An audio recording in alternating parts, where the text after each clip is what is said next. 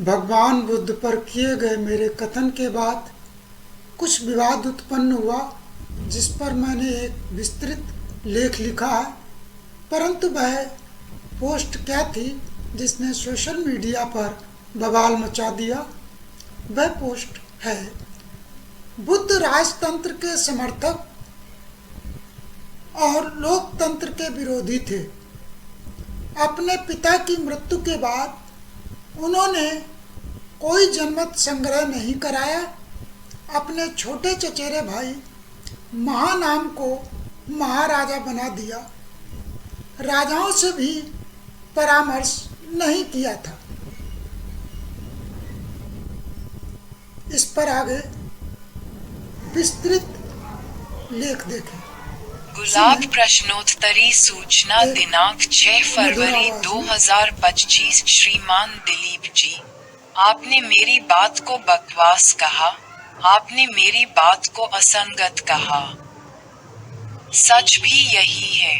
मेरी बात बकवास इन अर्थों में है क्योंकि बुद्ध को लोकतंत्र और राजतंत्र के निर्णायक के रूप में कभी भी प्रश्नगत नहीं किया गया था। असंगत इसलिए है क्योंकि किसी ने प्रश्न ही किया था। मेरे मन में एक नवीन विचार आया जिसको मैंने पोस्ट कर दिया था, परंतु अब सभी बातें संगत हैं क्योंकि आपने बकवास और असंगत कहकर प्रश्न खड़ा कर दिया। 1. भगवान बुद्ध ने लोकतंत्र और राजतंत्र जैसे विषयों पर विचार ही नहीं किया था। उस परंपरा पर कोई चोट नहीं की थी। राजतंत्र में ही मानव कल्याण के तत्वों की तलाश की थी। 2. परंतु आजकल लोकतंत्र है, इसलिए भगवान बुद्ध की सभी बातें प्रासंगिक नहीं हो सकती। मुद्दों पर नए सिरे से विचार करना होगा। 3. हमारा मूल अधिकार न्यायपालिका का मूल कर्तव्य है, परंतु मनुवादी सोच की न्यायपालिका न्याय का दान करती है और समस्त अधिवक्ता न्याय की याचना करते हैं। वादी की पेटिशन प्रार्थना करती है। इस शब्द शैली को बदलना होगा। 4. लोकतंत्र और राजतंत्र की भाषा शैली में बहुत अंतर होगा, व्यवहार शैली में बहुत अंतर होगा, इसलिए बुद्ध के दर्शन शास्त्र पर आधारित भाषा शैली को यदि अपनाते रहेंगे, जो कि मनुवादी ब्राह्मण भिक्षुओं द्वारा संकलित है, तो लोकतंत्र की स्थापना नहीं हो पाएगा।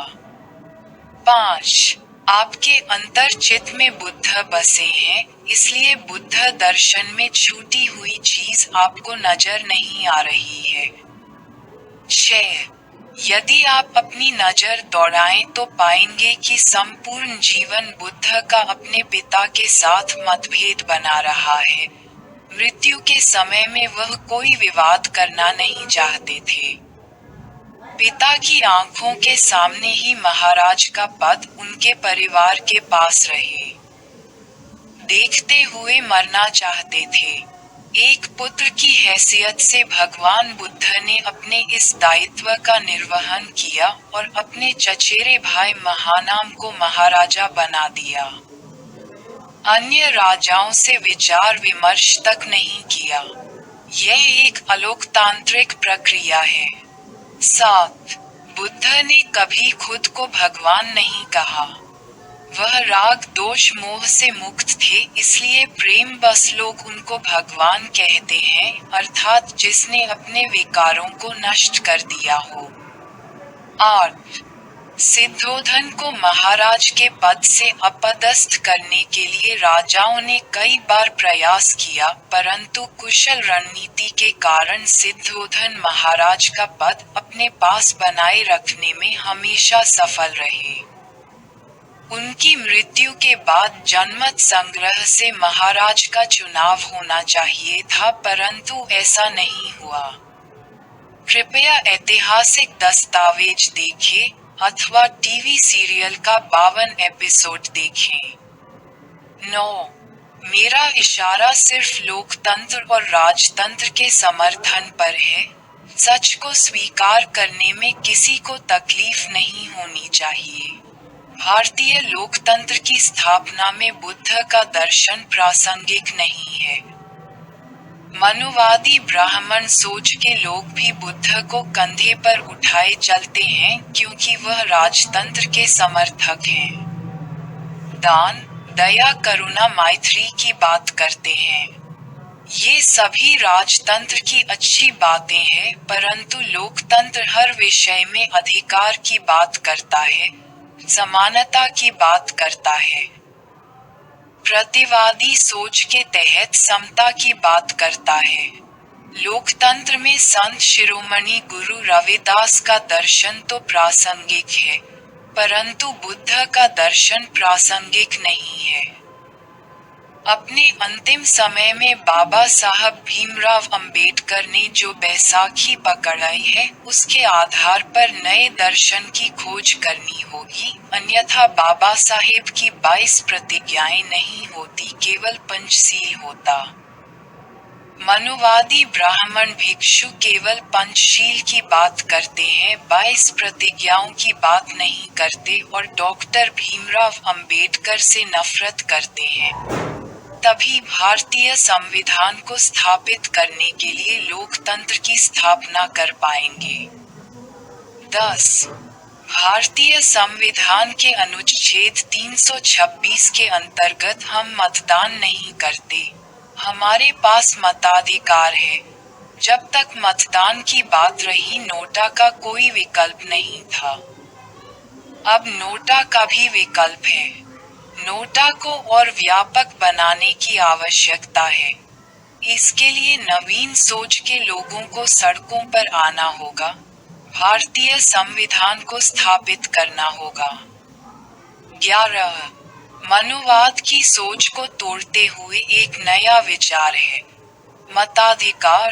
कई बार मतदान को कर्तव्य से जोड़ने का प्रयास किया जाता है, जबकि मत देना हमारा अधिकार।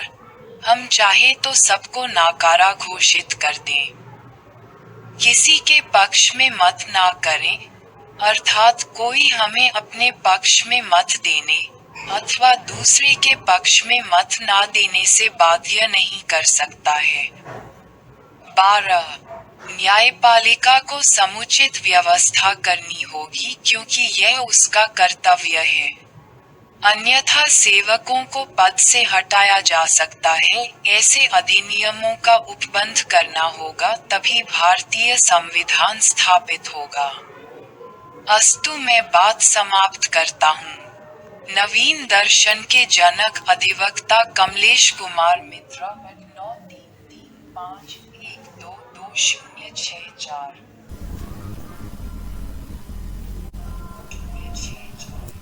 मनोवादी मूक दलित जो भारतीय संविधान की समीक्षा के पाठक और डीडी बसु के शिष्य हैं, किसी यूनिवर्सिटी के प्रोफेसर हो या अधिवक्ता, भारतीय संविधान में अंबेडकर के हस्ताक्षर खोजने में अक्षम हैं।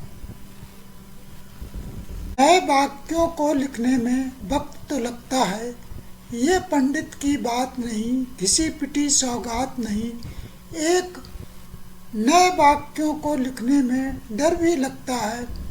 दुविधा मेरी निकल चुकी, सुविधा सबकी बाकी है।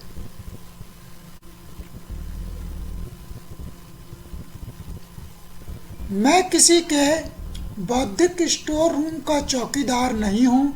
मनुवादियों के शब्दकोश के शब्दों के अर्थों का संरक्षण क्यों करूं? मेरी चाल निराली है, छलियों को आहत करने वाली है। जय भीम, जय संविधान।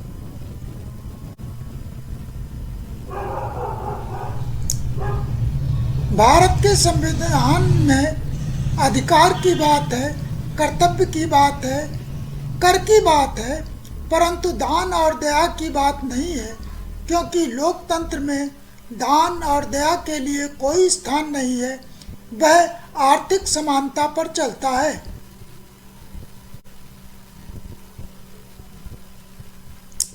ऐसा कहा जाता है कि कृष्ण गाय और ग्वाला की सभा में बांसुरी बजाते थे।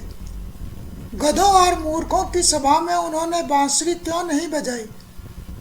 चल रही संविधान की पाठशाला में मैं इसीलिए नहीं जाता हूँ। ऐसा कहा जाता है कि कृष्ण गाय और ग्वालों की सभा में बांसुरी बजाते थे। गधों और मूर्खों की सभा हस्तिनापुर में उन्होंने बांसुरी क्यों नहीं बजाई? कथित संविधान की पाठशाला धृतराष्ट्र की सभा है। मनुवादी मूक दलित जो भारतीय संविधान की समीक्षा के पाठक और डीडी बसु के शिष्य हैं, किसी यूनिवर्सिटी के प्रोफेसर हों या अधिवक्ता, भारतीय संविधान में अंबेडकर के हस्ताक्षर खोजने में अक्षम हैं।